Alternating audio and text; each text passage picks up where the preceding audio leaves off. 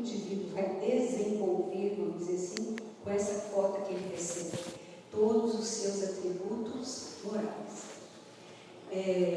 Vamos dizer assim, para que serve a inteligência? Para que ela nos é dada? Então, para que possamos, com ela, desenvolver os nossos atributos morais. Mesmo que não seja usado dessa forma. Mas o objetivo, né, é que nós desenvolvamos os nossos atributos morais. Nós vamos falar que existe uma coisa chamada livre-arbítrio que vai interferir nisso aí. Não é isso? O instinto é independente da inteligência. Aqui já começa a falar. Então, inteligência é algo que nós recebemos com o objetivo de desenvolvermos a nossa capacidade moral, os nossos atributos morais. Tá. E o instinto é separado? Não exatamente, porque na realidade o que os espíritos respondem é que o instinto é um tipo de inteligência. É uma inteligência não racional, por meio da qual todos os seres provêm as suas necessidades. Se não é racional, significa que existe naturalmente, mas nós não usamos o instinto na hora que nós raciocinamos. Eu vou fazer determinada coisa desta forma por causa disso. Eu estou raciocinando. Não é? Eu vou a São Paulo, vou comprar uma passagem, então eu vou descer em tal lugar, eu vou visitar isso. Então eu estou raciocinando, usando a minha inteligência, raciocinando o que eu quero, como eu quero, quando eu quero, de que jeito eu quero. Eu estou sendo racional. E o instinto não tem isso, mas é uma forma de inteligência. Tá? O instinto, reforçando, é uma espécie de inteligência. Essa citação, a inteligência, então, essa capacidade de descobrir os nossos atributos morais, é 1/3 de instinto, uma parte assim, é instinto, uma parte é memória, e o último terço é vontade. Isso já vai dar a ideia seguinte: por mais racionais que nós estejamos sendo, fazendo todos os cálculos, tudo planejando, ainda assim uma parte embutida, vamos dizer assim, guardada, é instinto. Porque nós vamos falar assim, de nós não perdemos o instinto. Nós é como se abafássemos. Eu não, que é isso? O instinto tem um sentido de algo que é ruim, né? Quando você cita ou você menciona alguém que está agindo por instinto, qual que é a ideia que a gente tem? Uma pessoa agindo por impulso, sem pensar, sem raciocinar, em geral metendo os pés pelas mãos, às vezes agressivo, não é a imagem do pássaro? Em geral, quando você fala ou trata de alguém que é instintivo, não, fulano é só instinto, que tem a questão sexual mais exacerbada, que decide as coisas às vezes meio na brutalidade, parece um animal. As frases são essas: fulano é só instinto, parece um animal, não pensa para fazer nada, não raciocina nada. Mas isso faz parte de nós. Está lá, tadinho, faz parte de nós. E a vontade que nós vamos desenvolvendo exatamente com a nossa inteligência. Então, eu quero o quê? Todos nós temos maior ou menor capacidade ou menor interesse em querer alguma coisa. O que eu quero da vida? O que eu quero para mim? O que eu quero para o outro? Então, a vontade de fazer, desenvolver alguma coisa, ela pede uma capacidade nossa de pensar, de raciocinar, de agir. Então, isso tudo, o pacote todo é inteligência. Josemar. O instinto. Qual o diferencial entre o instinto e a intuição? Ou vai chegar lá e todo mundo vai chegar? O instinto é uma inteligência sem raciocínio. Tá dentro da resposta, aí nós estamos assim, dando uma distribuída em alguns itens dentro do que os espíritos comentam. Então, é inteligência, mas a inteligência que é usada sem eu raciocinar. Eu fiz. Quando eu já fiz. E às vezes é de uma forma muito natural. Então, sem raciocinar. E nós vamos comentar assim, aí vai vir algumas coisas a respeito dos animais, que agem sem pensar no porquê que estão fazendo aquelas coisas. Próximo. O instinto provê as necessidades. Então, tudo de que nós precisamos para viver? Precisamos, tá? Realmente para viver. Vamos lá. Alimento e ar. Fazemos isso inconsciente. Alimentar. E o ar, respirando. Alguém sobrevive sem alimentar? Tem uma turma aí que vive de luz. Tudo bem, tirando esses, nós precisamos de nos alimentar. Não é? O alimento é que traz, inclusive, lembra que nós falamos, a energia, o princípio vital, a sustentação da nossa vitalidade nos é dada, uma das coisas, pelo alimento, outra coisa pelo ar, respiração. Nós paramos para respirar, raciocinamos para respirar, faz parte da nossa natureza. Alimentação, gente, quando dá aquela, tô com fome, é tal frase, tô com fome, acabou. Você não raciocina, a barriga ronca, você fica, eu primeiro, extremamente mal-humorada, que fica aquele barulho, né? Fica aquele ronco. Então, assim, são coisas que você, querendo ou não, chega uma hora, só que está com algum problema, algum distúrbio alimentar, por exemplo, que já é uma doença. Mas estamos no nosso processo natural, tem uma hora que você tem que parar. Vai comer uma banana, uma maçã, um bife, arroz com feijão, um sanduíche, mas tem que parar. E isso é instintivo, porque faz parte das mínimas coisas para nós sobrevivermos. Respirar, alimentar, que outra coisa? O próprio funcionamento orgânico, né? Por exemplo, o coração, você fica mandando ele bate. Essas funções do nosso organismo que nos mantêm vivos, não são comandadas por nós. Eu posso comandar a minha mão para fazer um carinho ou para dar um tapa na cara de alguém. Eu posso fazer isso, eu posso controlar e raciocinar. Eu quero dar um murro no fulano, eu quero fazer um carinho no fulano. Mas órgãos que são próprios para nos manter vivos, né? Que é a parte digestiva, urinária, que é a excreção, o coração, nós não temos controle sobre eles. Perceberam como que o próprio organismo ele tem partes mais instintivas para nos manter naquelas condições mínimas de vida, igual qualquer outro bichinho. Tem que comer, tem que respirar, né? O organismo tem que trabalhar no sentido de manter esse alimento circulando, manter esse ar circulando, eliminar aquilo que não é mais necessário. Faz parte do processo natural, não tem que ficar mandando fazer.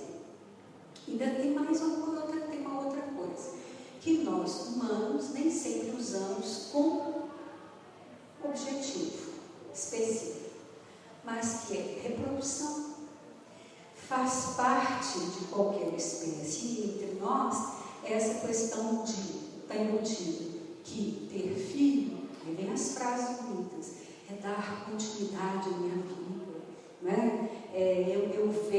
Eu me ver em outra pessoa, essas questões até românticas, mas no fundo é um instinto de conservação, é um instinto de preservação da vida, de manter a espécie viva. Já imaginou se sempre fôssemos racionais na questão de reprodução? Com certeza a população estaria bem menor, né? Mas é um impulso que as pessoas têm. Aí vocês veem, o impulso é, eu quero ser mãe, não, eu quero ser pai.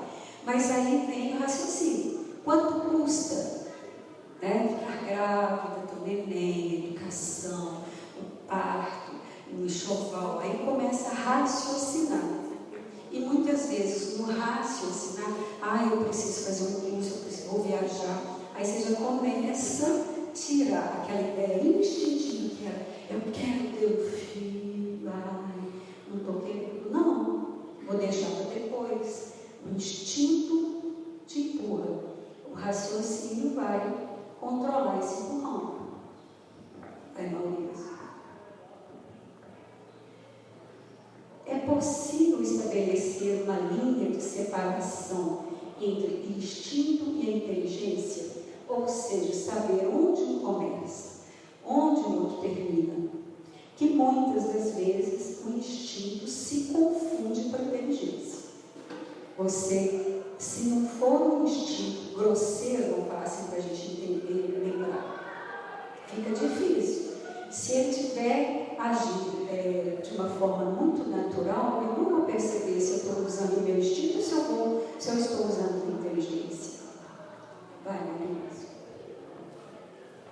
Como separar o que é instinto do que é inteligência?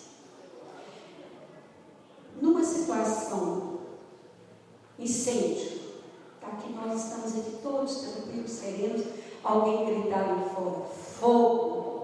Qual é a nossa reação?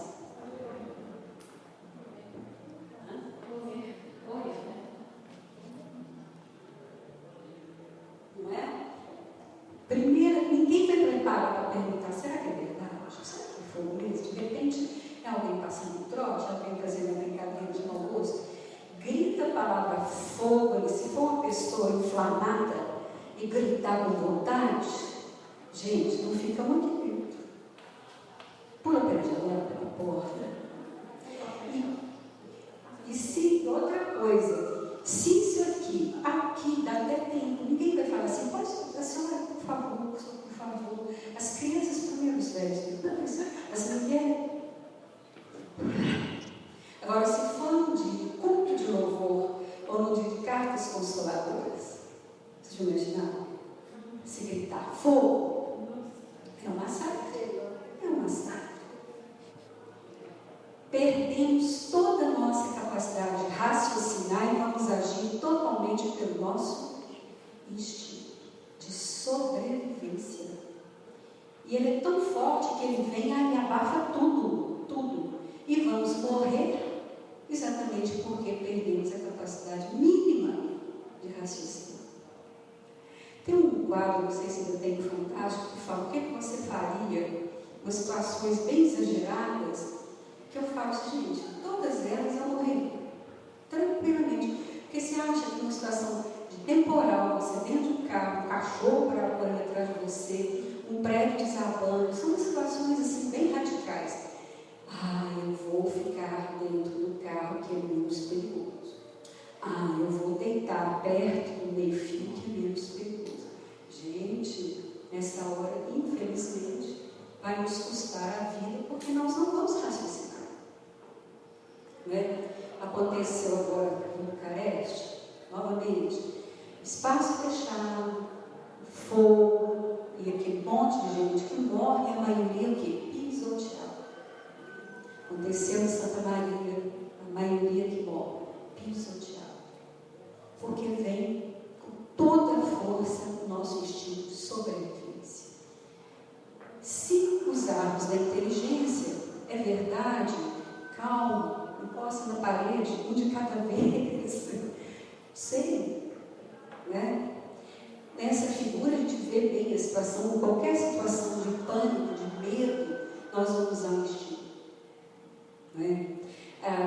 As fobias, por exemplo, eu posso falar isso de cadeira, são interessantes porque você perde o raciocínio. A partir do momento que você esteja em um lugar fechado, tem ar, né? É só essa questão de um elevador. Prefiro de escada, porque se o elevador para e você está lá dentro, qual que é a reação? Qual que é a reação de vocês? Pânico. Quem que é mais tranquilo no elevador? Quem já passou por uma experiência? Ficar preso no elevador ou alguma coisa? Ninguém? Hã? Já passei. Como é que você ficou? Mas até que eu tinha uma agência, assim, na hora que eles conseguiram abrir o elevador, tinha criança, tinha senhora de idade. Aí eu peguei e falei que saí do banheiro com as crianças, as pessoas de idade, depois que saíram, foi eu e minha cunhada, e minhas duas sobrinhas, e minha cunhada foi a primeira por lá, e isso não se Agora eu não, se eu for tranquilo, fiquei no hotel lá assim, Parabéns. Quem alguém já passou por uma experiência dessa? Que não seja elevador, ficar fechado. A gente tem que fechar até dentro do guarda-roupa. As brincadeiras de menino, te tranca dentro do guarda-roupa. Quem? Já me conta para mim.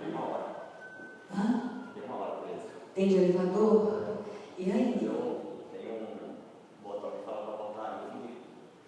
E era o horário de pico, 6 horas da tarde. Você vai demorar uma hora para chegar.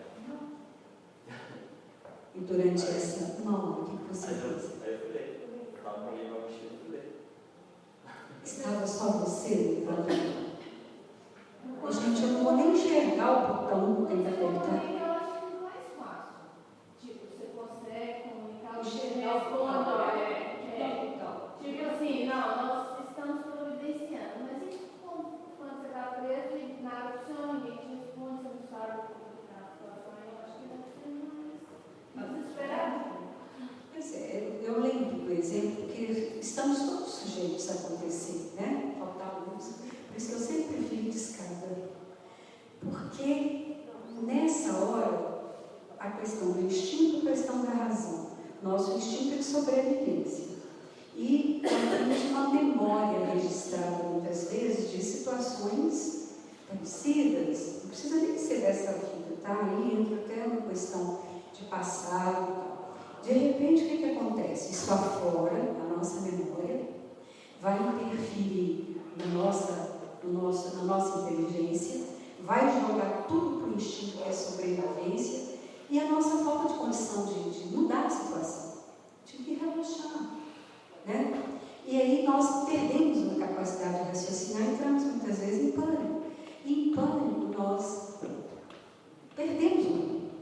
E aí o organismo vem para aquele quadro, taquicardia, passa mal, às vezes morre mesmo. Dizem que não morre, mas o mal que a gente passa é tão grande que você acha que vai morrer. Então, são exemplos que o instinto vem, a memória às vezes de alguma coisa, alguma experiência desagradável vem, abafa a nossa inteligência. Deixa eu só ver o próximo que eu vou encerrar. Já pode voltar. Nós vamos... Não, voltando mesmo. Então, essa separação, mas todas as vezes que nós agimos de uma forma assim, por que eu fiz? Fiz naturalmente, eu posso estar agindo sobre o nosso instinto. E toda vez que nós paramos, raciocinamos, né, calculamos, nós estamos usando a inteligência. A questão da intuição, só para adiantar, nós vamos falar, ela tem o nível do instinto. A vida apresenta o instinto, a inteligência e depois a intuição. Tá? São níveis mesmo em que está tudo junto. E cada um, quer dizer, quando você chega no nível de intuição, não significa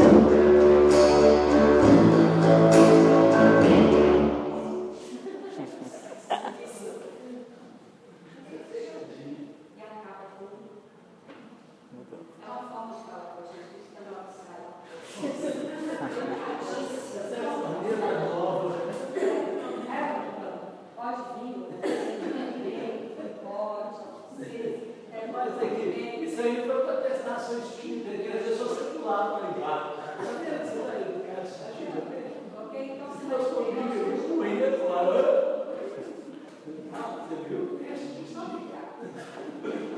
Nossa, almoço circular.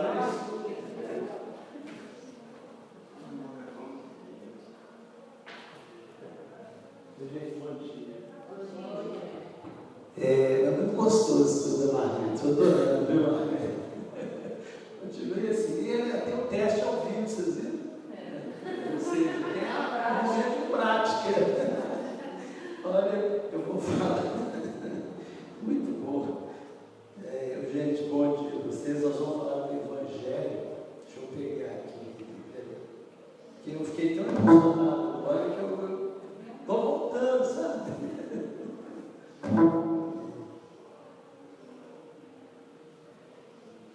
Nós vamos falar da parábola do festim de núpcias, que também a gente pode se ler a parábola das bodas, tá? Está lá já? Tá. Chega.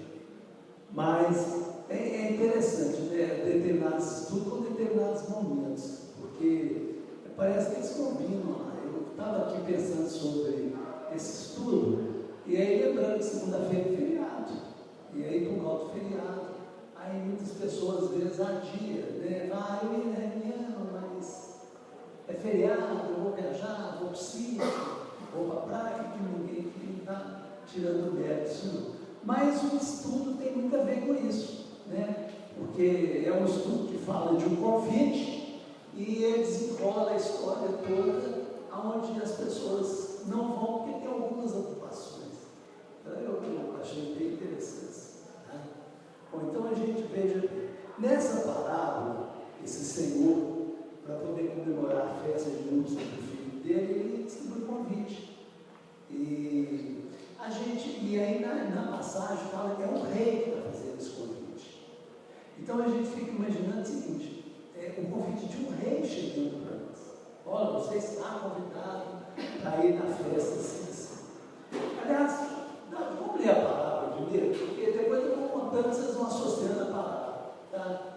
E Jesus me tornou a falar, ainda em parábola, dizendo: o reino do céu é semelhante a um rei que, desejando fazer uma festa de casamento para seu filho, mandou que seus servos chamassem os convidados para as bodas, mas eles se recusaram a vir. O rei, então, enviou outros servos com este recado aos convidados: eis aqui tenho preparado o meu banquete. Os meus bois e todos os animais que tinham engordado já estão mortos, e tudo está pronto. Vinde para a festividade. Mas eles desprezaram o convite e se foram, um para suas casas de campo, outro para seus negócios, outros porém lançaram mão dos servos que ele enviara, e depois de o haver trajado, os mataram.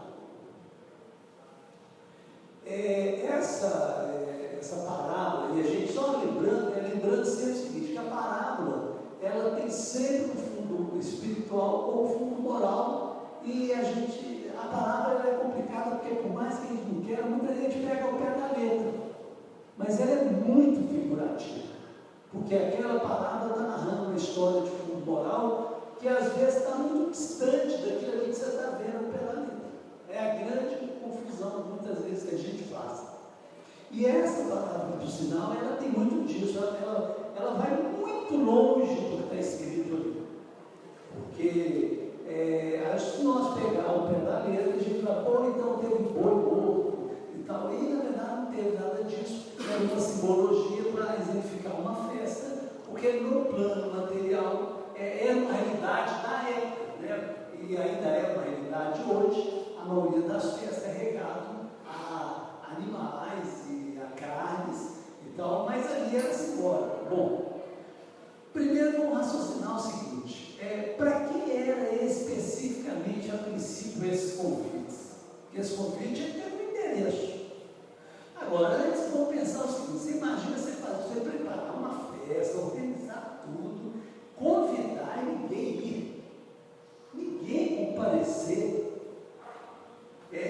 Veja bem, não era uma festa de qualquer pessoa, era simplesmente uma festa de um rei, que esse rei nós poderíamos colocar no lugar Deus, o Pai, e a festa de núpcias era esse casamento que a gente ia fazer com Jesus.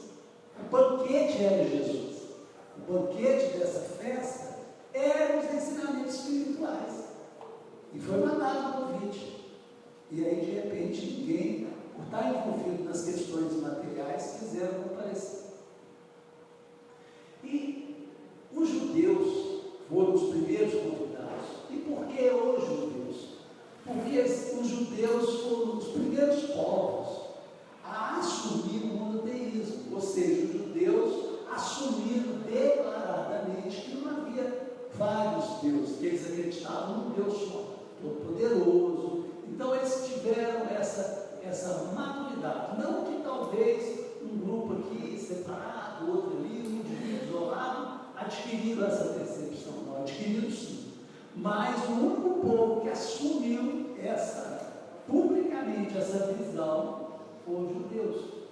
E como também, se nós pegarmos a história do Velho Testamento, Abraão vinha prometendo, Deus vinha prometendo a Abraão constantemente o reinado, e a ponto que Abraão, que Deus falava para nós, olha, no futuro você cobrirá toda a terra. Então, os judeus ficaram muito com uma visão de que eles tomariam posse da terra. Como o banquete era espiritual, eles não tiveram interesse, porque a visão deles era o seguinte: nós vamos dominar a terra. E ainda tem muito isso aí, tá? A gente percebe essa cultura interessante, porque toda a condição econômica, material e questão financeira, normalmente o judeu é muito bom. Você quer aprender comércio, você quer aprender a economizar, você quer aprender a trabalhar material, tome aula com o judeu. Porque eles têm essa cultura desde lá do princípio. E por causa disso eles foram chamados. Olha, vamos chamar para quem já está preparado, porque eles tinham uma visão muito madura. Só para a gente entender, nessa turma aí, primeiro chamou-se os saduceus. O primeiro convite foi os saduceus. Mas tanto os saduceus como os fariseus, todos eram judeus. Mas os saduceus eram uma classe de sacerdotes. Então eles tomavam conta, os melhores cargos eram deles, o cargo principal de doutor da lei era deles. Então esses saduceus se envolviam muito com política. É engraçado, parece que tem muito a ver com o dia a dia, né? Mas que não muda muito, né? Então, os judeus, os saduceus, na verdade, já nem tinham muita crença na parte espiritual, porque eles foram se envolvendo com o material, com a política, com as questões sociais do dia a dia. Eles foram envolvendo em cuidar do que Roma queria, porque no fundo eles trabalhavam para Roma, que eles foram desligando das questões espirituais. E ali eles tinham forte essa coisa do doutorado da lei. E esse cara recebe convite, recebe convite de um banquete. Fala, poxa, eu sou doutor da lei, tem tanta coisa para fazer, e a minha vida material está com tanto envolvimento, eu não tenho tempo. Mas, gente, eu gostaria que a gente, na medida, vai olhando para o nosso dia a dia, porque nós estamos muito precisos. E aí, inclusive, eles arrumam muita desculpa. Por exemplo, os saduceus,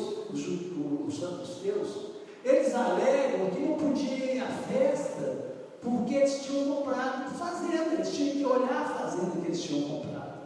E que, na verdade, naquela época era uma mentira tão deslavada, era uma desculpa tão... Sabe quando você dá uma desculpa para qualquer pessoa assim, você nem importa com a qualidade de desculpa? É a que eles deram. Porque na época, de forma nenhuma, ninguém compraria uma fazenda sem antes ir lá vasculhar toda, examinar ela toda, saber a história da fazenda toda. Ou seja, quem não aceitou o convite na festa, mandou uma mensagem alegando que não poderia ir, porque ele tinha comprado uma fazenda e precisava dar uma conferida nela. Olha, todo mundo naquela época sabia que aquilo era mentira. Porque jamais, em momento algum, ninguém compraria uma terra naquela época sem fazer um exame profundo sobre ela. Então eles não preocuparam nem em arrumar uma desculpa, uma desculpa mais forte, a ponto do Senhor percebeu isso. Mas também, se nós olharmos para o dia de hoje, os convites que nós recebemos banquete espiritual, nós temos culpa o tempo todo. E olha que da mesma época que aquelas pessoas, aqueles mensageiros que eram envolvidos no sentido de ir lá e convidar as pessoas, sofreram agressão, sofreram rejeição, e hoje não mudou. Hoje a diferença é que naquela época eram os profetas, convidava-se alguém para poder representar Deus. Hoje não, a própria espiritualidade, os espíritos sopra constantemente no nosso ouvido, no nosso coração. Fulano anda assim, fulano vai lá, fulano faz assim, fulano muda de vida, fulano perceba mais, fulano trabalha. E a pessoa, por ela estar tão envolvida nas questões materiais do dia a dia, e as questões materiais do dia a dia engloba tanta coisa, né? Comer, beber, vestir, passear, arrumar, se cuidar, viajar, educar, filho, enfim, pense o que é as questões do dia a dia, que a pessoa não acha tempo para o cuidado espiritual. A ponto, e olha, não tem diferença da turma que estava lá naquela época, a ponto que a gente ouve, mas é muito, não é pouquinho não, mas é muito, o tempo todo assim. Você convida, a pessoa vira para você e fala, eu estou muito mal, a coisa está difícil, eu estou com você, falando, fulano. Bom, eu a princípio, eu peço à pessoa que ela procure um lugar para melhorar a espiritualidade dela, que ela escolha onde quer. Mas quando você percebe que a pessoa tem uma facilidade com a doutrina espírita, a gente convida, inclusive, eu frequento uma reunião assim, tal dia você não quer participar, você ouvir um evangelho, uma palestra, alguma coisa assim. 90% a pessoa fala assim, mas eu não tenho tempo. Eu falo, mas por que você não tem tempo? Porque eu faço academia na segunda-feira, eu faço ginástica na terça, porque eu pratico natação, porque eu tenho 2 empregos, porque não sei o que, não sei o que, não sei o que.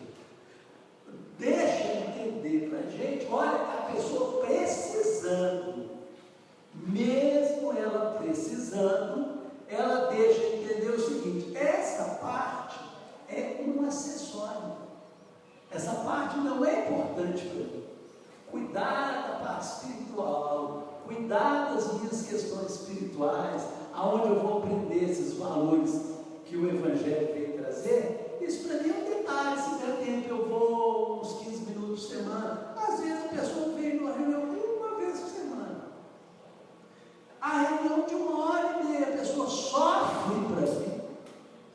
Ontem mesmo eu vi uma pessoa falar comigo, olha, você sabe que amanhã, ela precisa vir hoje, será que amanhã lá vai ser bom mesmo? Porque tem um negócio de feriado. Eu falei, não muda nada, a reunião é mesmo, vai na reunião, mas é porque ela queria uma alívio para poder não vir. Porque se eu desse, ela falou, não é ninguém, tá meia boca. Então beleza, graças a Deus. Mas ela perguntou a pessoa errada, né? Porque se eu chegar aqui e não tiver uma pessoa, ninguém, para mim é reunião do mesmo jeito. Mas nós somos assim. Nós somos assim. A gente recebe esses convites o tempo todo, a toda hora, e sopram na gente. Porque foi o tempo que mandava lá um embaixador da sua casa, falava, eu sou o profeta, filho, acabou. Hoje os espíritos mesmo estão aí soprando em todo mundo. E eu acho tão interessante a pessoa falar assim, fulano, aquele caso, vamos citar o Robson, que é um exemplo, recebe as mensagens do Espírito, mas eu não ouço nada, não vejo nada. Meu Deus, todos nós recebemos mensagem. Toda hora que está soprando ali coisas boas no seu ouvido, você está dando ouvido, são os bons espíritos falando para você, mexendo com a consciência da gente. E toda hora que eu estou me embaralhando com a confusão da minha vida, é os bons espíritos. A ponto que o Kardec pergunta a espiritualidade, até que ponto os espíritos nos envolvem.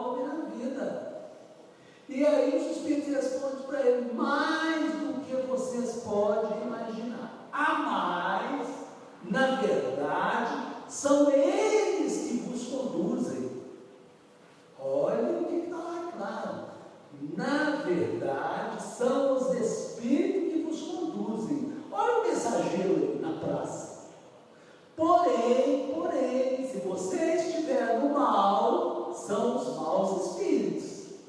Se você estiver no bem, são os bons espíritos. E aí a pessoa tem coragem e fala: eu não estou sendo auxiliado, eu não consigo ver, eu não consigo enxergar, eu não consigo ouvir, eu não entendo nada, o outro privilegiado. Não tem isso. Mas a gente faz o quê? É impressionante.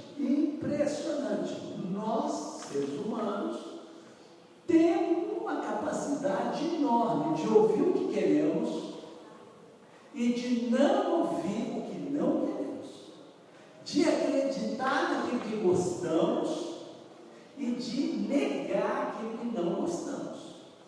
Você pode cair em um buraco de 40 metros de profundidade, você vai se arrebentar toda, mas você está louquinha para cair naquele buraco, está morrendo de desejo. A sua mãe vai falar para você: minha filha, não vai, o buraco é fundo, você arrebenta todo. Olha aqui, a sua mãe já está toda engessada. Esse buraco desse lado é diferente do que eu vou pular. E pula, e arrebenta toda, porque ela queria, não adiantava. A ponto que Kardec fala para a gente: não precisa defender a verdade, porque a verdade por si só se impõe. Para quem não quer ouvir, nem a verdade adianta. Ou seja, ele vai ficar falando e a pessoa não quer, porque o desejo dela não é esse. Agora, para quem quer acreditar de qualquer jeito, até a mentira basta. Isso para a gente perceber a característica nossa. E eles lá não eram diferentes. Então, os saduceus, envolvidos com política, envolvidos com status, com riqueza, eram os mais ricos da época, no meio deles, trabalhando a favor de Roma. Eles não estavam querendo saber de banquete espiritual, porque a coisa material estava muito forte dentro deles. Os fariseus a mesma coisa, porque os fariseus dominavam o comércio. Os fariseus eram fortíssimos na área comercial. E eles tinham uma briga enorme entre eles lá, porque os fariseus não gostavam dos saduceus, porque quem dominava eram os saduceus. Os fariseus tinham poder econômico, e até por causa de poder econômico, eles tinham mais amizade com o povo que era comerciante. Mas todos eles envolvidos profundamente nas coisas materiais, a ponto que a espiritualidade fala o seguinte: o judeu plantou e na hora de colher saiu fora. Porque eles tinham essa visão. Para que se tenha uma ideia, os fariseus já tinham uma visão de que era um Deus único, eles já tinham a visão de que reencarnava, eles tinham uma visão, toda essa visão que nós temos, eles tinham. Mas eles largaram aquilo tudo por questões materiais, por questão de disputa de vaidade, de brigas humanas, de questões humanas, onde a espiritualidade o tempo todo está falando para a gente: olha, cuida das coisas espirituais. O banquete está sendo feito toda hora, cuidar das coisas espirituais. A verdadeira vida é a vida espiritual. E a gente não consegue perceber isso, a gente não consegue sentir essa realidade dentro da gente. Então, toda essa história contada ali, ela é contada ali para aquele pessoal, mas é contada para nós também. Por fim, depois que essa turma não vai, o rei não cancela a festa. Falou: já tem tudo aí, já está a festa montada, chama o CAD, vai lá. E Mateus é legal que ele fala assim: vai lá na encruzilhada, porque onde ele leu não está, mas em Mateus está lá, vai lá na encruzilhada e chama todos. Aí a narração nos conta que ele chega lá e chama todos, bons e maus, fala: vamos todo mundo. E aí é legal que ele faz questão de narrar na encruzilhada. E a encruzilhada, quando a espiritualidade está nos chamando, é porque nós estamos na encruzilhada. Porque se você já está no caminho legal, a espiritualidade não vai te chamar, você já está. Então, quando ela começa a comunicar com a gente, falar, soprar, explicar, abre o olho, abramos nosso olho, porque a gente está na encruzilhada. E o que é encruzilhada, gente? Encruzilhada é um encontro de várias ruas, você precisa decidir para onde você vai querer ir. Ali é o momento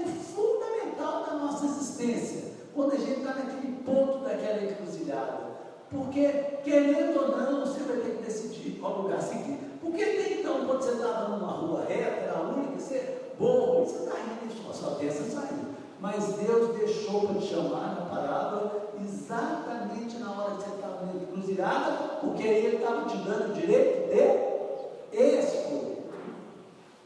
Aí agora você define, caramba, você quer para cá ou quer para lá. Então eles correram na encruzilhada chamando todo mundo. É nós mesmos, de novo aí, no dia a dia da nossa vida, num monte de encruzilhada o dia inteiro, toda hora, tendo que decidir nessa encruzilhada íntima nossa, o que nós queremos? O bem ou o mal? E aí é interessante que quando chega no fim do dia, se nós fizéssemos igual Santo Agostinho, nós íamos perceber que várias encruzilhadas íntimas que ocorreram durante o dia, o instinto, que a Marlene falou tão bem, julgou a gente em situação complicada, porque a gente não conseguiu ainda educar os nossos instintos. Porque na nossa condição o instinto não morre, mas ele é educado. Porque o instinto em si, ele não tem nada de mal, ele é instinto. Ele sendo usado pelo Espírito do bem, o instinto vai ser sempre promover coisas boas. Instintivamente você vai educar ele. E nós, ainda por estar com o instinto primitivo, com fobias e sentimentos ruins, na hora que o instinto pesa numa encruzilhada, ele falou aqui, eu falei aqui. E aí, quando chega no fim do dia, calmo, aonde o instinto já foi embora, porque o instinto ele vem e volta para o lugarzinho dele, aí a gente põe a cabeça no travesseiro, vai refletir e fala, poxa, não devia ter feito. Mas aí eu posso cumprir o instinto? Não, o instinto nem cumpre. Ele está ali para aquele momento fazer o que precisa ser feito. Eu que preciso educar ele. E aí a gente repete. E fica nessas questões todas aí.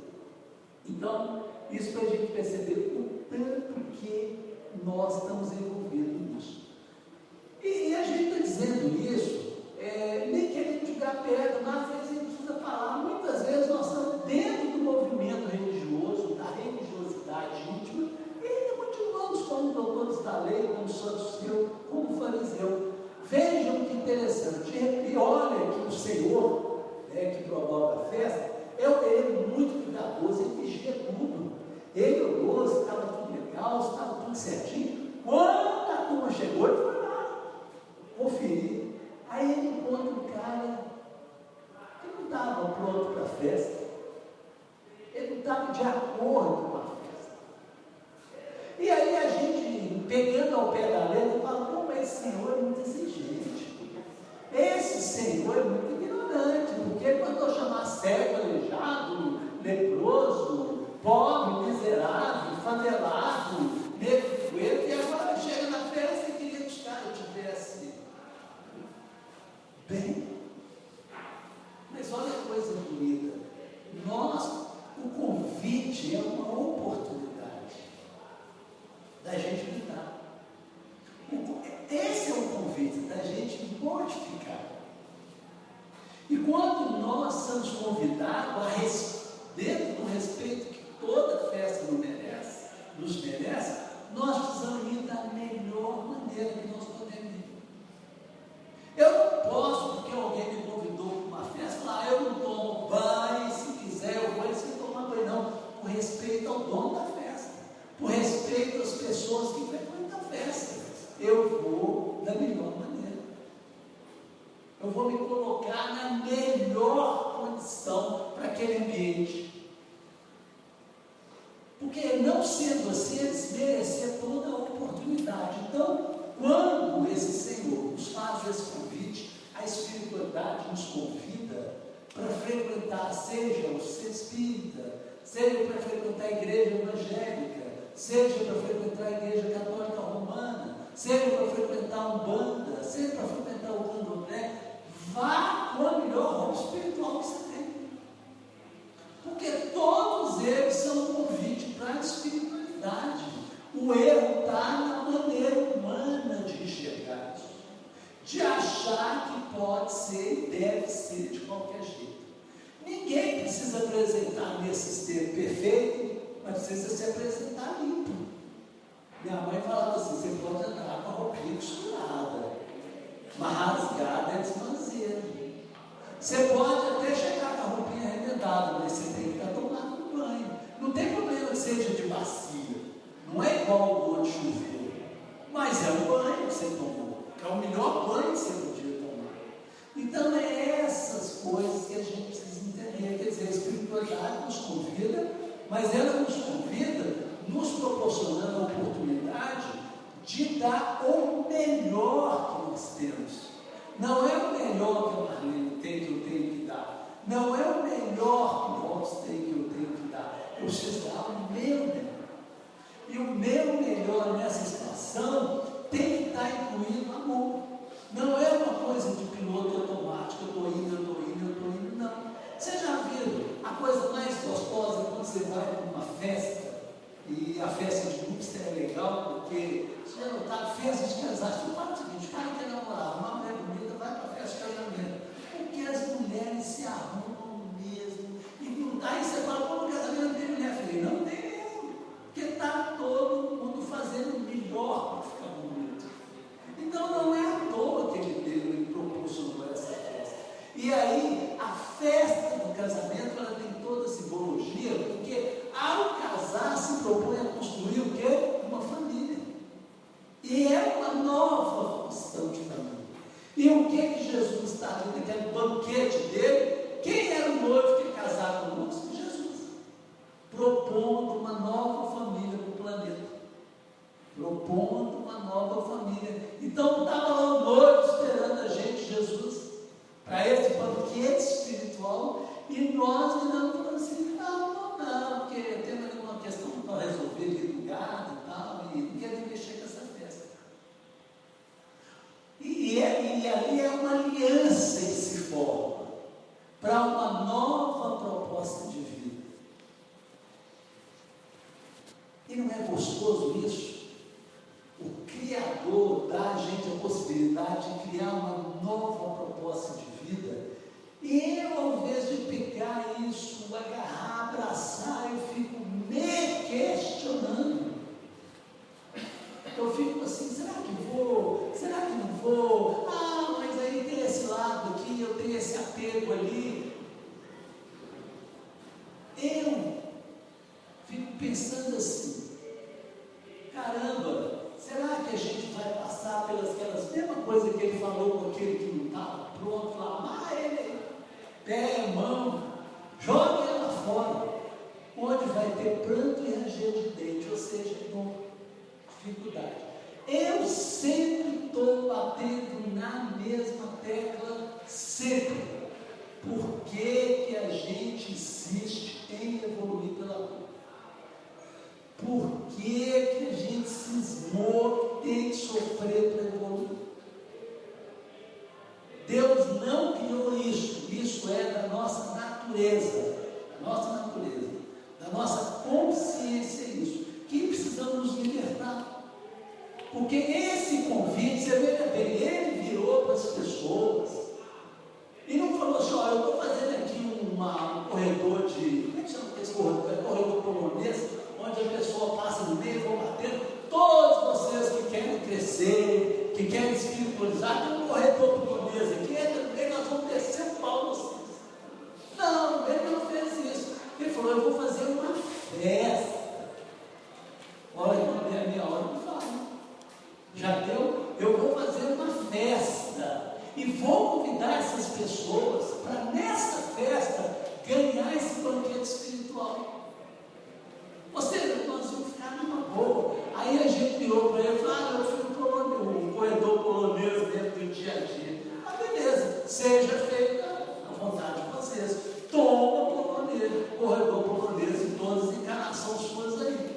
Isso é nós que escolhemos. É nós que escolhemos. E mais precisamos libertar disso. Precisamos sair. Do mesmo jeito que a gente vê lá no Oriente, pessoas chibatando a si próprio para purificar, a gente vê dentro do doutrina espírita ainda se cultivando sofrimento, porque é alegando de sofrimento. Toma bem, é uma ferramenta.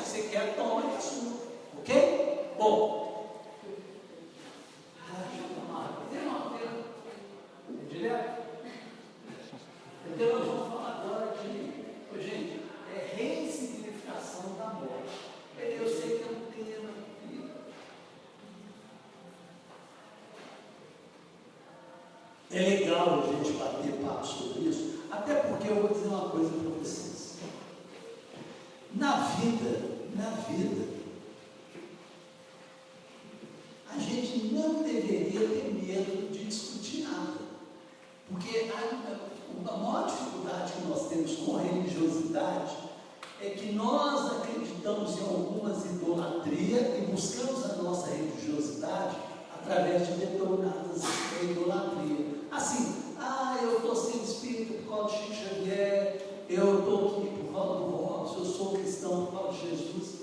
A pessoa precisa saber o seguinte: aonde eu me encontro, como eu me encontro, é daí que eu vou partir. Então eu preciso assumir, me conhecer, me entender, para me compreender todas as questões que envolvem a minha vida espiritual e emocional, para que eu realmente parta livre para uma vida espiritual verdadeira. E uma das questões mais complicadas para a gente conversar por causa dos preconceitos é a questão da morte física.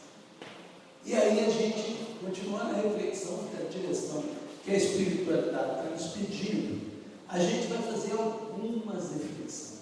Veja bem, essas reflexões, a gente é muito cara de pau de falar sobre isso, porque eu estou aqui vivendo, o outro desencarnou, eu posso ter desencarnado, desencarnei outra desencarnação, mas não estou lembrando. Ou seja, é um assunto que é uma experiência que a gente vai falar mais por amor do que por conhecimento. E por amor, pensando por sentimento, nós precisamos refletir sobre alguma coisa, porque as emoções nossas nos trazem alguma visão.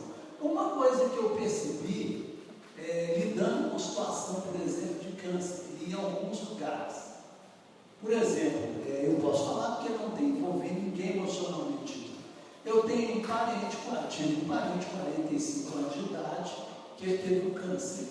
E na época que ele teve o câncer, nós procuramos um médico amigo nosso. E esse médico amigo nosso, olha, por questão da forma do médico falar, do azar dele, ele teve o pior de todos que ele podia ter, o mais violento que ele podia ter, e já espalhou. Então, ela precisava de ter uma qualidade de tratamento ali, para dar uma qualidade de vida, e aí ele foi internado numa oncologia, no Hospital das Clínicas, a qual não era só ele. Ele tinha mais ou menos ali uns 70 ali. Uma coisa maior do que esse salão aqui, uns 70. E aí começamos a fazer uns plantão lá dentro para acompanhar ele.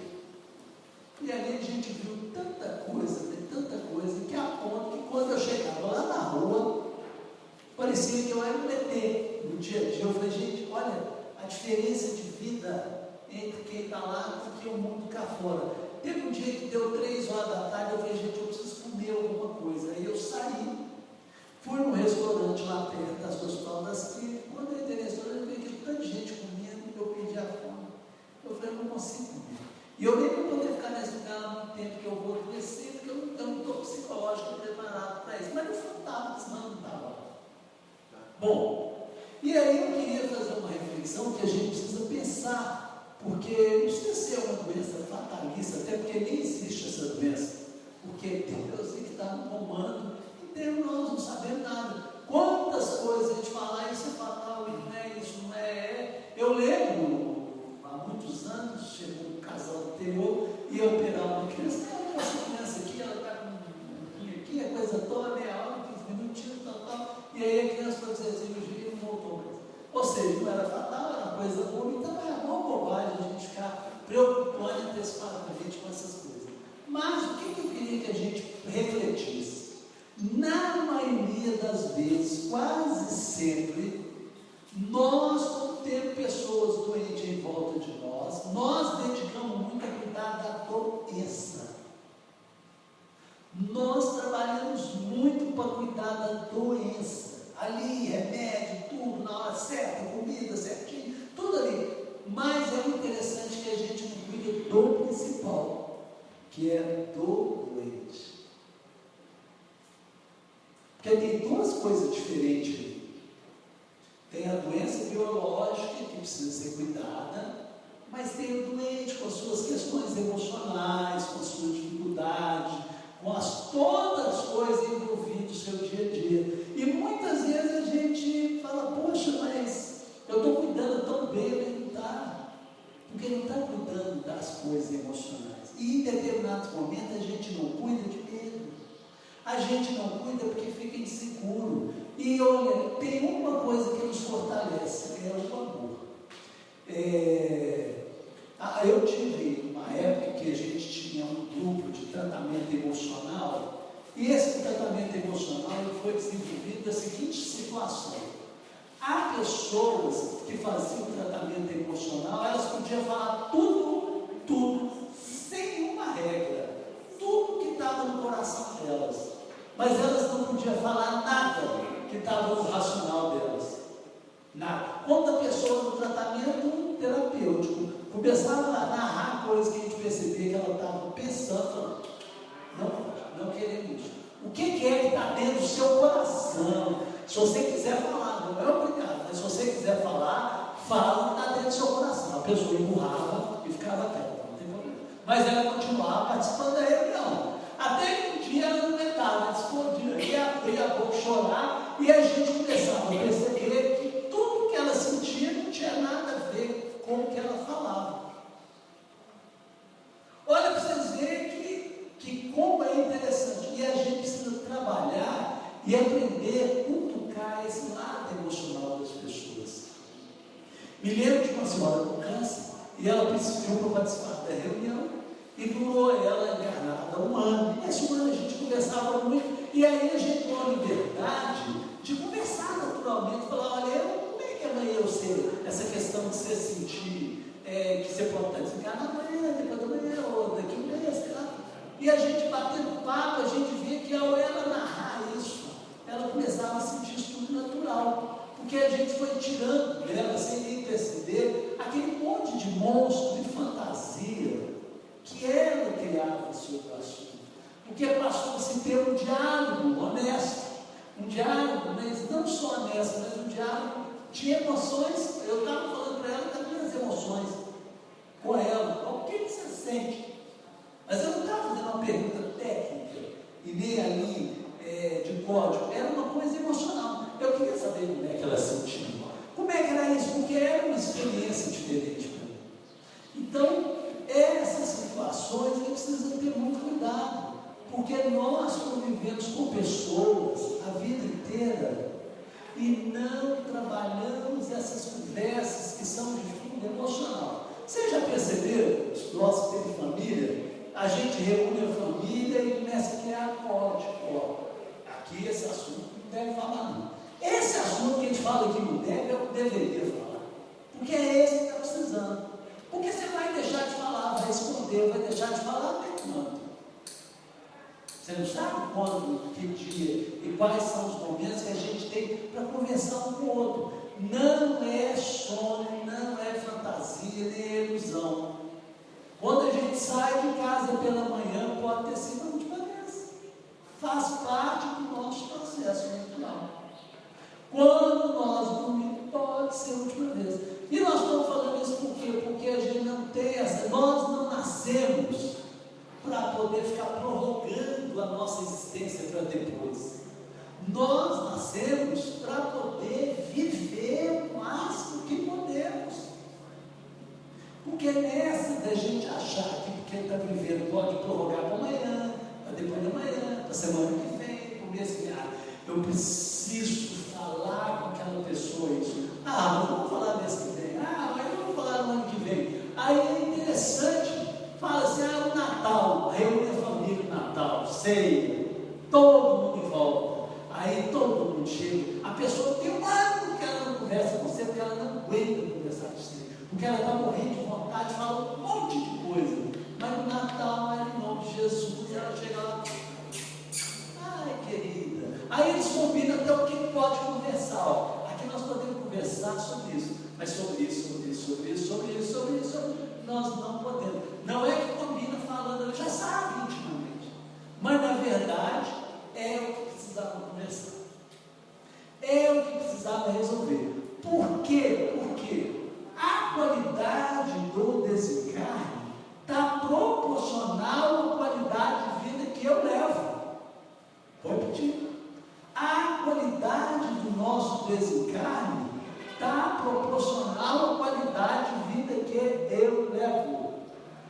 seja, eu sendo uma pessoa mal resolvida emocionalmente, que qualidade de vida eu vou ter quando eu estiver desencarnado? E aí, como é que você vai fazer? Vai voltar? Vai falar, não, eu levanto aqui, levanto no caixão, ou levanto aqui e vou lá e vou. Não vai mais. A oportunidade foi a existência que a gente teve. Então a gente precisa resolver as nossas questões emocionais. Nós encarnamos para isso, para que a gente resolva as nossas questões emocionais. Não é para adiar, deixar passar. Todos os ensinamentos do Evangelho de Jesus, todos os ensinamentos morais, do perdão, do amor, é para que na hora dessa conversa seja aplicado essa psicologia de Jesus. Para que essa conversa seja libertadora, essa conversa não seja uma coisa que vai piorar as coisas. Ah, mas eu não tenho condição emocional para resolver, beleza? Não tem? Não preocupa, Deus vai te dar outra encarnação, mas não preocupa também. Com certeza, do lado de lá você vai ficar do mesmo jeito que você está do lado de cá, porque tem milagre. Eles não vão ajeitar para a gente uma situação só no que você vai, desencarna, você vai ver uma turminha de branco, eles vão te pegar, vão te levar para algum tratamento, você fica lá um tempo fazendo terapia, encarna de novo, continua com a mesma coisa, do mesmo jeito, porque você não quer resolver, Deus não vai te impor. Mas não existe libertação. Não existe libertação. Eu tinha uma amiga do outro Centro Espírita, Francisco de Assis, com 35 anos, agora 2 anos, ela desencarnou com um câncer e no filho. E ela foi uma tortura o caso dela, porque ela passou por um monte de operação, cortou tudo de jeito, retalhava, e a ponto o seguinte, que eu ia lá e eu não mentia para ela, se eu não falava nada, falava, Denise, não tem condição de falar nada do seu caso, poder bater papo, mas poder falar nada do seu caso. E até que nos últimos meses ela ficou tão deformada que ela não quis que a gente fosse ver ela. Mas aí teve uma casa interessante que ela teve uma melhora. E na melhora ela foi para a casa dela. Aí nós fomos todos entusiasmados ver ela na casa dela. E batendo papo. Eu nem sabia da vida dela. Aí as coisas ainda não conversaram. Você viu, eu tinha acabado de falar. Era amigo dela, trabalhava numa casa espírita com ela, já tinha mais de 4 anos, e não conhecia ela nada.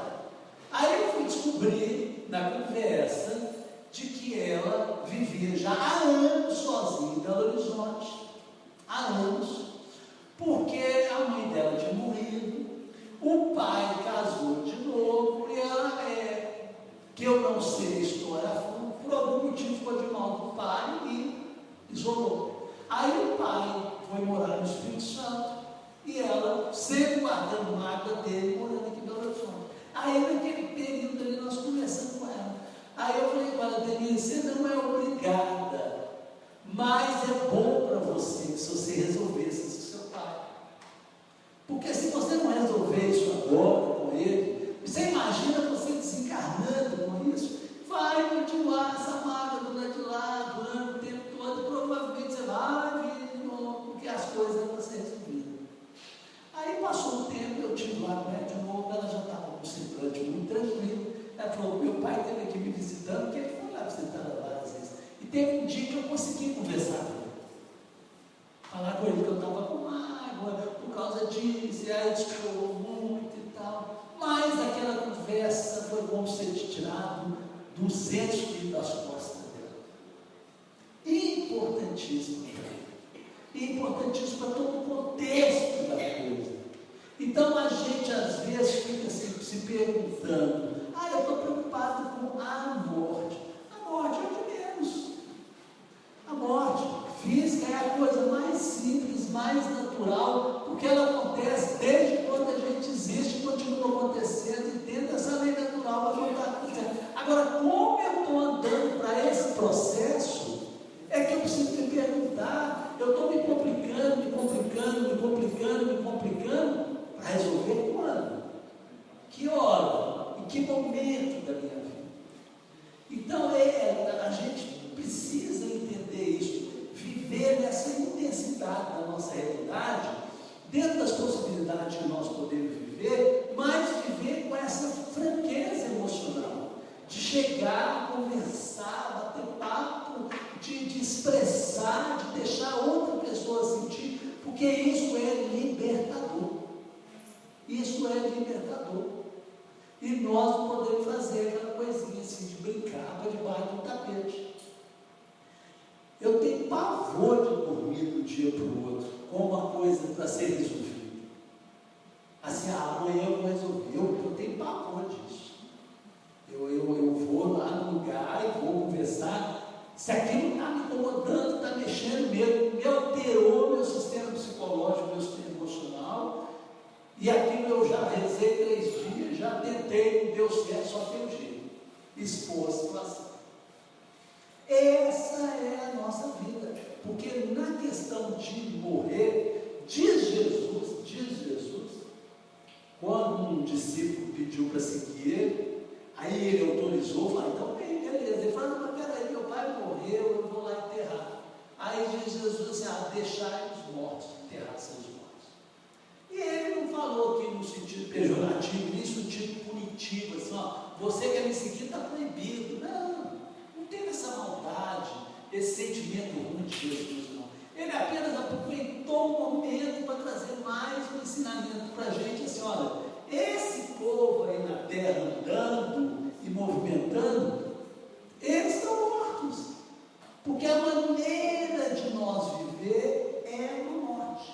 E aí eu vou dizer uma coisa para vocês, assim, que a gente não tem dúvida, pelo tempo que a gente lidar com as questões espirituais, a maioria do encarnado nem aceitou a encarnação que ele está ainda.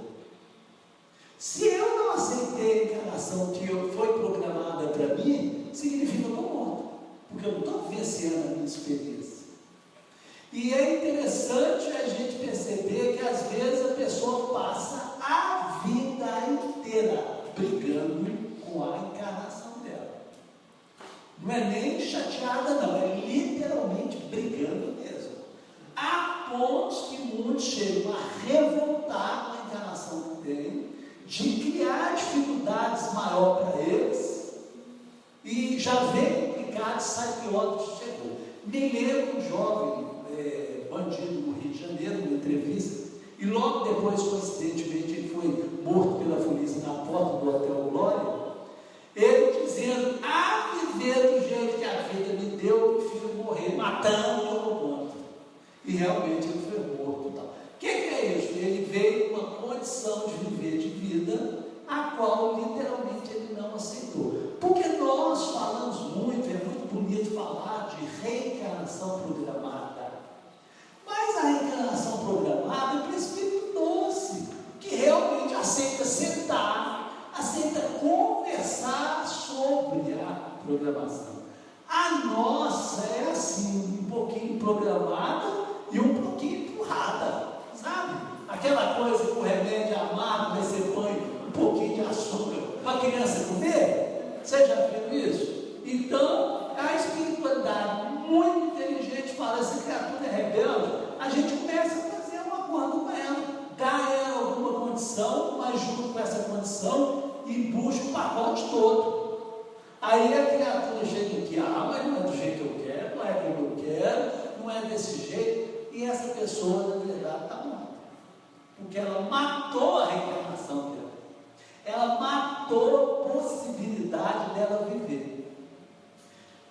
E aí é uma coisa que mais chama atenção, que eu acho que é legal, porque a gente consegue perceber que determinadas pessoas conseguem viver, às vezes no último ano de vida, nos últimos 12 meses, nos últimos 3 anos, tudo que ela não conseguiu viver na vida toda. Porque na hora que a bichuca, a criatura percebe, o ônibus seu está descendo aí lá na estação para te levar, aí a pessoa fica esperta.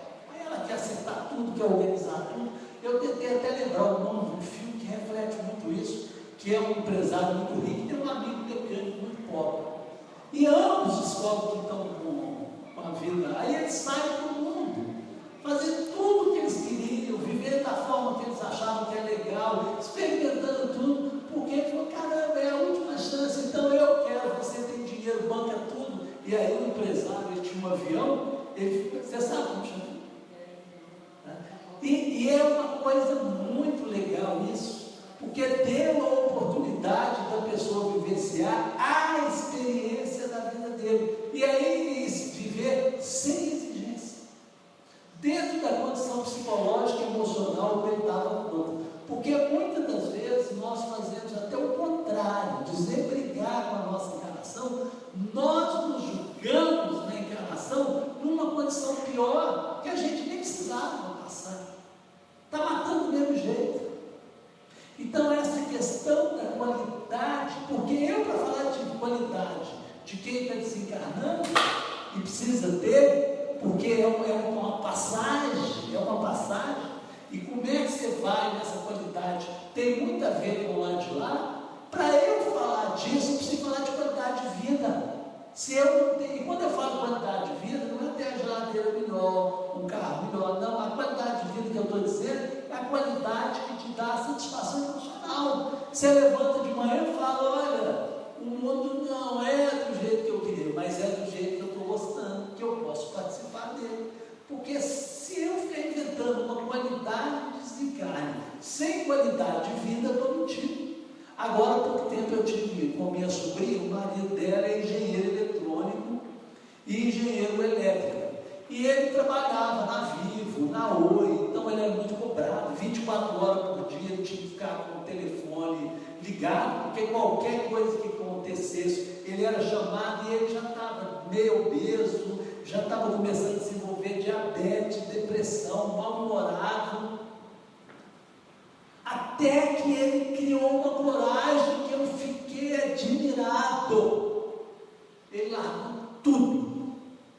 Vendeu o apartamento que ele tinha lá no Rio de Janeiro, em Tijuca, que não era lá uma grande coisa, uma mixariazinha que sobrou. Juntou os dois filhos e a mulher e foi morar em Cabo Frio, na beirada da praia. Aí ele agora conserta piano, ele é afinador de piano.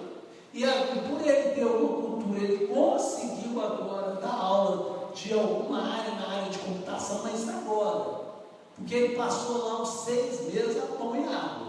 E agora, de vez em quando, ele posta no Facebook, na beirada da praia, fazendo caminhada, tomando aquele sol da manhã e falando para a gente: eu sei o que ele está querendo dizer.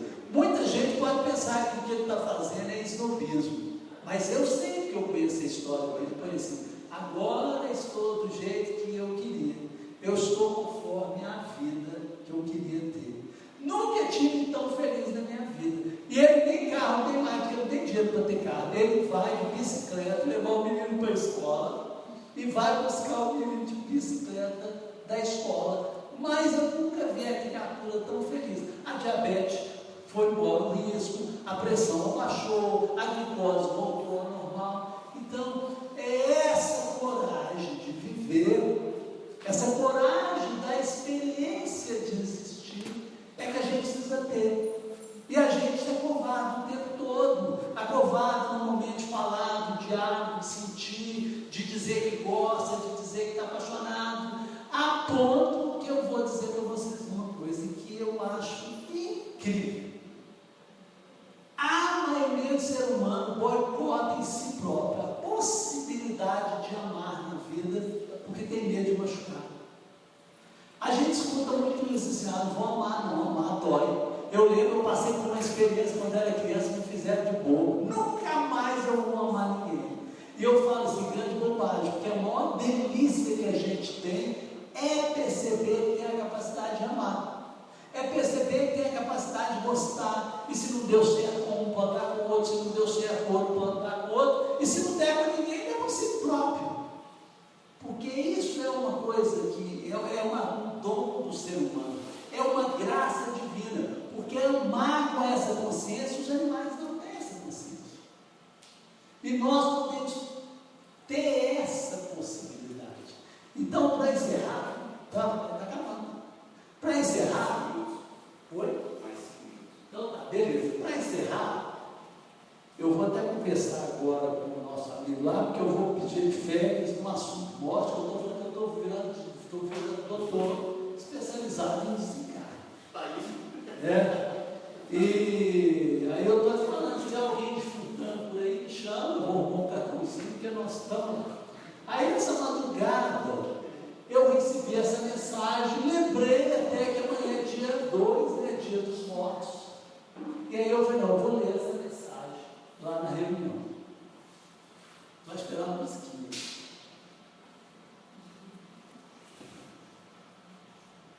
Ou seja, eu ainda estou começando com os pontos, estou melhorando, né? Eu fiquei muito com medo quando fui convidado. Eu falei, será que eu estou desencarnando? Eles estão me dando um preparo, assim, porque eu sou despreparado mesmo, agarrado, né? Porque eu já vi muito essa história da espiritualidade, convidar a gente para fazer um trabalho, sabe? E depois você está muito envolvido nele, não sabe.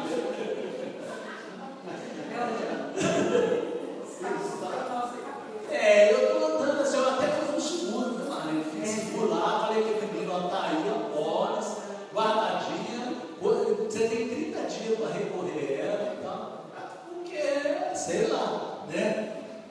Sei lá. Podemos lá? Então vamos lá. Precisamos habituar-nos a projeções que fortaleçam nossa visão de futuro, que ultrapassa a nossa visão racional da vida. Me vejo conforme quero e desejo, com sorriso na alma, voltando à minha juventude, a correr pelas experiências da vida, em uma roda que demarca os espaços entre o corpo físico e o espiritual. São meus olhos o espelho da vida e meu cabelo ao vento a prova da minha existência, nas aventuras que me coloquei para afirmar minha existência. Me desembrulho e me descubro com a felicidade de uma criança que ganha um presente de Natal. Cada pedaço da minha alma existe e cada partícula de ar que respiro se transforma em uma oração de agradecimento a Deus. Afinal, nesta minha infinita possibilidade de me apresentar no palco da minha existência, a Ele, meu grande inspirador, é a razão do meu ser. Não subestime o potencial infinito de se metamorfosear na existência, nessa infinita possibilidade de viver. Às vezes arrancamos a roupagem grossa para, na leveza de se despir da matéria, criar a possibilidade de brilhar no infinito, sendo mais uma estrela de Deus. Não chore, mas deixais as lágrimas correr seu curso. Afinal, o coração é um oceano de amor, onde os sonhos e as esperanças podem nadar de braçada. No calor do amor que nos aquece, me vejo e te vejo no mesmo sonho, que nossos corações embalam. Estamos apenas separados por um momento que equivale a uma troca de roupa, para prosseguirmos no palco do universo, que se faz de testemunha a nossas realizações. Na roda gigante da existência, quando menos esperar, estaremos juntos, a dançar uma nova música da divina existência. Um feliz Dia dos Vivos. Obrigado, gente.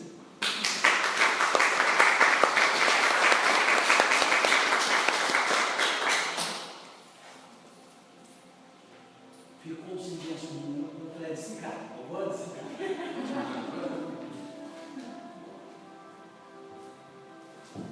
Orlando, muito obrigado Marlene também pelo estudo de hoje.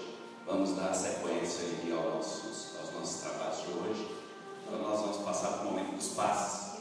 Os passes nada mais é do que uma troca de energia, né? Um momento em que a espiritualidade superior nos auxilia para equilibrar nossa energia. Então eu peço a vocês se coloquem de uma forma receptiva, se coloquem com ordem. Convido os médios passistas para que eles possam se disponibilizar para esse momento.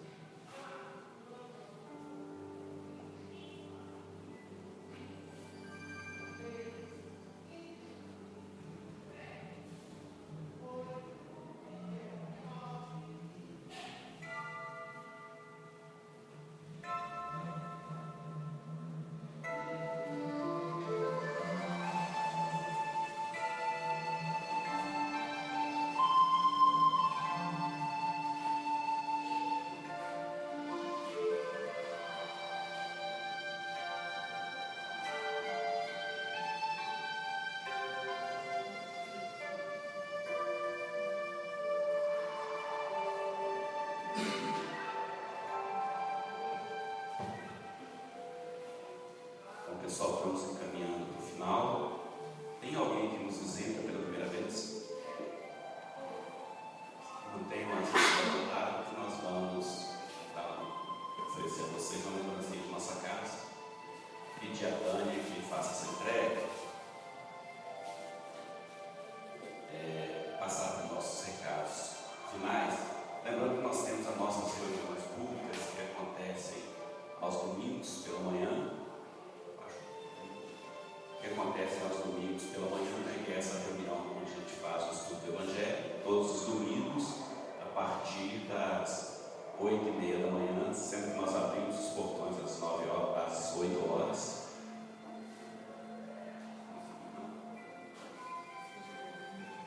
Nós abrimos nossos portões às 8 horas e às 8h30 nós começamos a nossa reunião. Lembrando que nessa reunião nós temos também esse momento dos passos que faz parte do tratamento. Então, aquelas pessoas que estão submetendo a tratamento, que vieram do processo de orientação espiritual, não esqueça de passar ao final na mesa lá fora. A Maria Helena vai estar lá juntamente com a Liane e a Mônica para anotar para vocês os passos, porque faz parte desse tratamento que vocês vão passar na nossa casa, sendo que os 4 primeiros passos, eles são passos humanos espirituais, que são esses que vocês receberam agora. Depois vocês vão dar continuidade à noite, que a nossa reunião de tratamento ela acontece aos domingos, a partir das 19 horas. Aos domingos. Então não esqueçam de passar na mesa lá fora para vocês fazerem a anotação desses passos humanos espirituais. Um outro recadinho também que nós temos que dar é que no dia 5/12 nós teremos ali lá na Clínica Holística, que é a nossa unidade de Sabará, esse tratamento médico espiritual. O que é esse tratamento médico espiritual? Alguma pessoa que está com comprometimento físico, ou tem alguém na família que está com comprometimento físico e está sob tratamento médico, se quiser ir no auxílio da espiritualidade, nós temos uma reunião onde nós fazemos esse tipo de tratamento. Ela acontece geralmente no primeiro domingo do mês. Nós tivemos no primeiro sábado, aliás, do mês, nós tivemos ontem na Clínica Holística. Próximo será no dia 5/12, vai ser lá na Clínica Holística. Também é importante que você passe o seu nome ali fora. Parece que é o Francisco que vai estar recebendo esses nomes lá, né? O Francisco vai estar fazendo essas anotações. Então, ao terminar aqui também, vocês, por favor, passem lá na mesa e anotem, passem o nome de vocês, o nome da pessoa que vai fazer esse tratamento, a Francisco. Um outro recado também é a nossa reunião de quinta-feira à noite. É uma reunião também de orientação espiritual. Se você quiser fazer um tratamento na nossa casa, é importante que se dirija aqui à quinta-feira à noite, a partir das 18h30. Você vai receber uma senha logo na entrada e você vai retirar uma orientação espiritual para fazer esse tratamento. O último recadinho é a respeito do nosso mutirão de solidariedade. As meninas estão ali fora também, estão vendendo algumas rifas. Como vocês podem ver, né, nós estamos em franca construção de outra unidade, que é essa unidade lá da Clínica Holística. Na verdade, nós estamos fazendo uma reforma para receber melhor as pessoas que vão ao tratamento na nossa casa. E para que a gente faça isso, nós fizemos aqui uma rifa, uma espécie de uma rifa, que a gente está chamando de mutirão da solidariedade. É onde a gente está vendendo essa rifa e estamos oferecendo às pessoas que participam das atividades da nossa casa. Vocês podem procurar ao final também as meninas, que elas vão dar maiores informações a respeito dessa rifa. Pedimos a vocês que contribuem, que nos auxiliem para que a gente possa melhorar cada dia mais a estadia de vocês na nossa casa. Eu vou convidar o Alberto para fazer a nossa prece de encerramento, já agradecendo a todos vocês a participação, e contamos com vocês aqui no próximo domingo.